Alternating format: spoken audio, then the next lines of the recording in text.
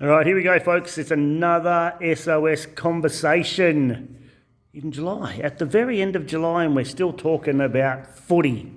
Don't know why. So, the first conversation of the board up here this week is Roosters finals chances. And we're not talking about the Bega Roosters, we are talking about the Sydney City Roosters, the tricolours, the sombrero dancers. Tell me what to know what their chances are. Somebody wrote up 5%, somebody else wrote up their dream and it's 0. And after their effort last night against the Broncos, I reckon they are plucked. But football's a funny game, we'll see what happens. Another couple of conversations we had was around food. And this one about lunches is probably pretty pertinent because we are in Bega, we're probably in the cold part of the year, and we seem to live by this mental process where we should have 3 lunch, breakfast, lunch and dinner, and in that order, and we need to break the fast, and lunch should be between 12 and 2 and consist of a whole bunch of other stuff. So the trick is here, folks, and especially if you're starting to really not see some benefit in your nutrition goals and requirements, is just think that your lunch should be when you're hungry. And when I mean by hungry, not that, oh, I haven't eaten for an hour and a half, oh, I'm hungry. Really understand what hunger feels like, all right? And you don't have to starve yourself for 4 days before you go, I think I should have lunch. But it's some of the simplest ways to actually reduce your need to eat is to go for a walk. Another one is to drink a glass of water, because that actually puts something in your belly and your belly stops thinking about it. To go with lunches, the serve of your protein should be fairly decent, okay? Now, there's not just meat protein that's out there. We've got a whole bunch of lentils and legumes now that actually, and always have really at the end of the day, to actually give you that protein source, okay? But you should be having protein in every meal. How much? Well, that depends on what sort of activity you do and how big you are and how many muscles you have and how much work you're doing for the day. But you should be aiming at, and if you are just a sit on your bottom for the majority of your day, you should be aiming for 1.3 to 1.5 grams of kilo per body weight. Okay? So to make it fairly simple, because I'm a simple man. If you are 100 kilos, you should be aiming for between 130 and 150 grams of protein.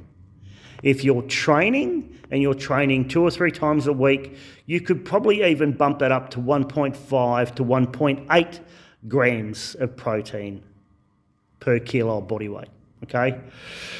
Protein will help you stay fuller for longer. And that's the conversation around nutrition and lunch and protein. We get onto a rather deep topic, and it's something that we always do here at the school from week to week, is death. Sitting, getting my hair done, as you can tell. And, someone was discussing the passing of their 94-year-old grandmother, which 94 is a bloody good age. And it gets you thinking, when you want to go, how do you want to go? I don't want to go to sleep beside Susie and not wake up, because Susie will just go, get up, have breakfast, have a cup of tea, take Sylvie for a walk, come back, do some washing, have lunch, and come back in and go, I can't believe you're still asleep, when, I'm probably not. And that's something, and that's something that we probably need to just have in the back of our heads. I was unfortunate I didn't get a chance to say goodbye to my dad before he died.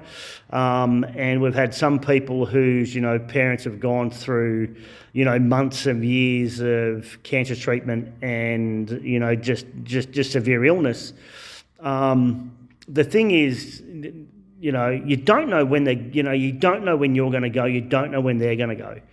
So, take some time to have a chat now, all right? And don't miss out on that opportunity, because you just don't know when someone's going to stop breathing. All right. Conservation. It seems to be a rather hot topic at the moment in the Bega Valley because of some things that have happened. Some people say for the worse, some people say for the better, some people just go, there's bigger things to worry about than windows and tiles. And I sort of sit in the middle here, all right? We need to understand the history, all right? And there's a couple of things that we need to do about our histories. We need to, especially histories of small country towns and bigger towns for that matter, is the history of our town that you live in, is it truthful, all right? Did someone ride on their, single humped unicorn, come into town, free the pixies, and everyone lived happily ever after? Or were there massacres on site? Were there massacres in town? Were were the First Nations peoples, put into slavery? Were they poisoned? That's the sort of truth that we probably need to come out and start talking about. And this is something I've always had a fairly strong belief about, is that we need to tell the truth. All right, because it doesn't matter what happens in the day between the yes and the no vote. If we don't start telling the truth, no one's going to get better off. No one is better off. Okay?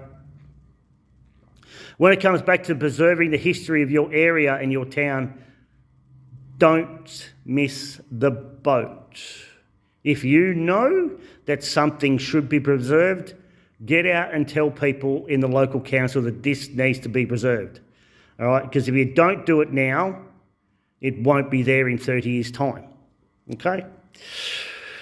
On a less deeper subject, cartoon series raised its head. And for me, as a kid growing up with Agro's Cartoon Connection and the Wombles and the Banana Splits and George Jetson and all the other great stuff that was out there, it got us talking about cartoon series. And for me, my cartoon series of the pick was Wile E. Coyote and that bloody Roadrunner. Okay? Why? Because you just hoped that one day that Wile E. Coyote would catch the Roadrunner. All right? And you started to think that the Roadrunner was not a very nice person. All right? And the Roadrunner, and, Wile E. Coyote was just hard done by, because he tried hard all the time, the poor fella.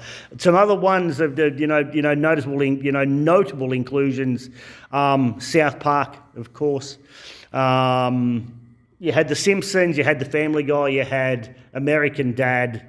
I've already mentioned the Wombles, because the Wombles were outstanding as far as I'm concerned as a kid growing up.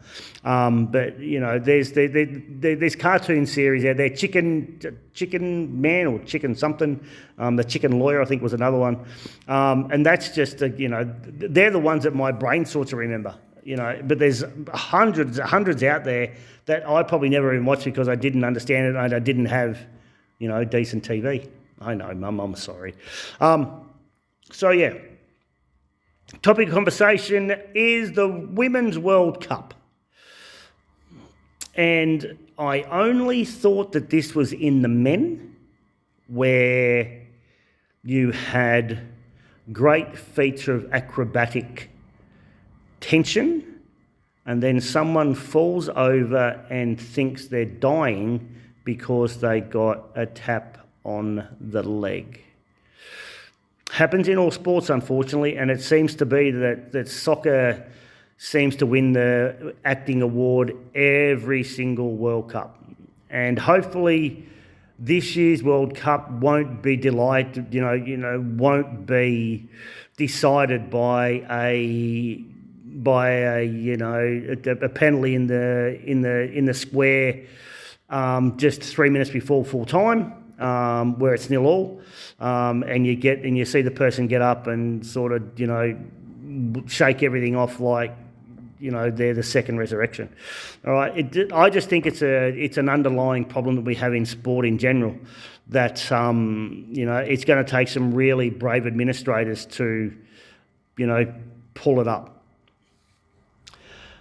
Speaking of that, Rise Rugby League is back on the agenda for New South Wales Rugby League, as well as QRL, and no doubt Victoria as well.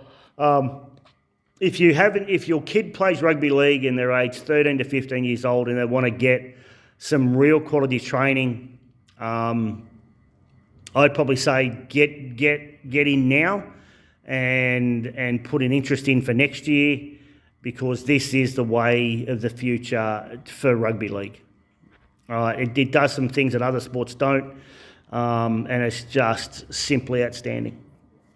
Second last one is your digestion issues, and I'm going to make it really simple. All right.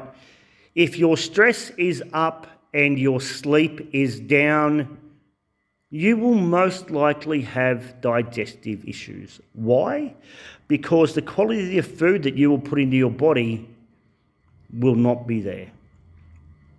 And that causes a whole bunch of 3-letter acronyms and 2-letter acronyms that, that once we drop our stress levels and our sleep improves, we seem to eat better. Our headspace becomes better and our digestion becomes better. So if you're having digestive issues, by all means go to the doc, but have a look at what your stress levels are and have a look at what your sleep quality is like. Last but not least, SOS Chats, the podcast for everyday humans to have a chat about mental health. There will be 3 episodes done before the end of the year. That is my promise to you, that we will get 3 out by the end of the year. Because I have been dragging the chain a bit, and it's, I don't know why I just have.